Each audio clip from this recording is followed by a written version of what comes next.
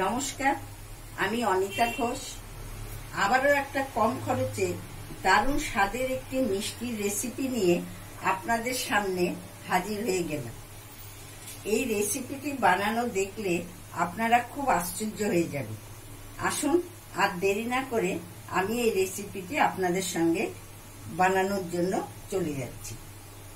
লক্ষ্মী পুজোর দিনে প্রসাদ হিসাবে আমরা অনেকেই প্রচুর খইয়ের উকড়া পেয়ে থাকি।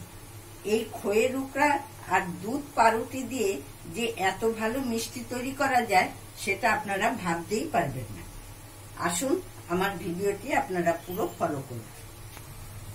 এই রেসিপিটি বানাতে বিশেষ কিছু খরচাও নেই, সামান্য উপকরণ। পাউরুটি, একটু গুঁড়ো দুধ আপনারা ব্যবহার না করলেও পারেন, চিনি, ভ্যানিলা এসেন্স আর ওই জমানো খইয়ের উকড়ার খইগুলো আমি গ্রাইন্ডিং এ গুঁড়ো করে নিয়েছি।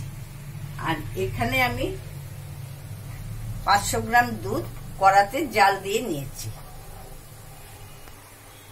এখানে আমি 4 পিস পাউরুটিকে টুকরো করে দুধের মধ্যে দিয়ে দিলাম।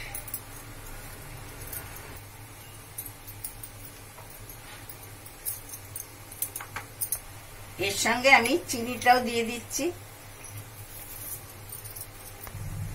এবারে এতে দিয়ে দিচ্ছি যে খইগুলো আমি গুঁড়ো করে রেখেছিলাম সেইগুলো।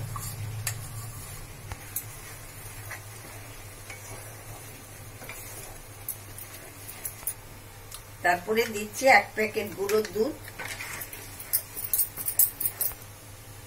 1 চামচ ভ্যানিলা এসেন্স। দেখুন এটি এইভাবে টেনে গেছে। এবার আমি একটি পাত্রে এটাকে ঢেলে দেবো।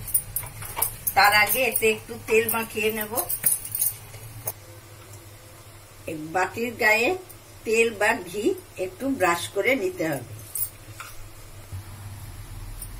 এটাতে আমি ঘি ব্রাশ করার পরে আমি এতে এই জমাট বাঁধা পাউরুটির এটা মন্ডটা এখানে দিয়ে দিলাম।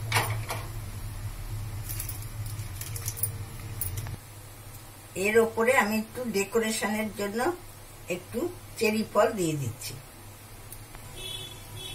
এই মন্ডটাকে আমি এবারে 2 ঘন্টার মতো ফ্রিজে রেখে দেব। ঠান্ডা হলে আমি পিস পিস করে এগুলো কাটবো। 2 ঘন্টা বাদে আমি এই মন্ডটা বার করেছি। এবার আমি এটা পিস পিস করে কেটে নেব। এইভাবে পিস করবেন, যে কোনো আকারে। আপনারা বরফি আকারেও করতে পারেন, চৌকো আকারেও করতে পারেন।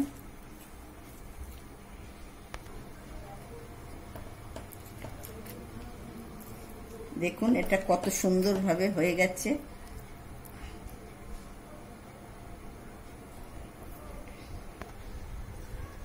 ঘরে থাকা উপকরণ দিয়ে এই দারুণ স্বাদের রেসিপি যদি নিজের হাতে বানিয়ে ভাইফোঁটার দিনে সার্ভ করেন, একদম তোফা করে ভাইয়েরা খেয়ে নেবে আর দোকানের কেনা মিষ্টি খেতেই চাইবে না। আপনারাও একবার বাড়িতে বানিয়ে খেয়ে দেখুন। আমার এই মিষ্টির রেসিপি যদি আপনাদের ভালো লেগে থাকে, প্লিজ আমার চ্যানেলের পাশে সাবস্ক্রাইব, লাইক, শেয়ার, কমেন্ট করতে ভুলবেন না। আবার আমি এরকমই আরেকটি নতুনত্ব রেসিপি নিয়ে হাজির হয়ে যাব। ভাইফোঁটা ভালোভাবে কাটান, খুব উপভোগ করুন। আজ আমি এখানেই আসি। নমস্কার।